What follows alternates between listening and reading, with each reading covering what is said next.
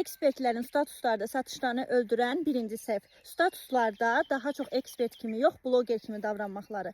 Yalnız öz həyatından paylaşımlar edirlər, yalnız özləri haqqında danışırlar, öz emosiyaları haqqında danışırlar. Çox az faiz dərəcədə müştəri haqqında, müştərinin ehtiyacı haqqında, müştərinin problemi haqqında danışırlar. Buna görə də satışlar olmur. Və yaxud da ki, səhər oyanırlar, bugün özümü necə hiss edirəm, düşünüb başlayırlar öz duyğularına görə paylaşımlar etməyə.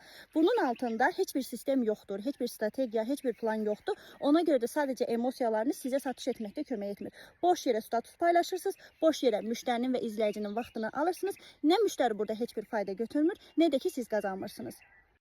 Əgər bunu doğru strategiya ilə edib statuslarınızın hər birisini satışa çevirmək istəyirsinizsə, ilk öncə emosiyalarınızın altında mütləq strategiyanız və planınız olmalıdır. Və paylaşmamışdan ilk öncə özünüzə belə bir sual verməlisiniz ki, mən indi bu videonu və yaxud da ki, bu duyğularımı, bu istədiyim düşüncəni paylaşıram. Paylaşdığım bu düşüncə vasitəsilə müştəri hansı faydanı əldə edəcək?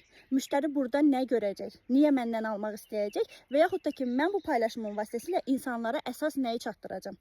Həqiqətən də burada çatdırmaq istədiyim bir hədəf, bir məqsəd, bir strategiya varmı? Yoxsa mən daxili duyğularımı boşaltmaq üçün, emosiyalarımı boşaltmaq üçün sadəcə statusdan istifadə edirəm?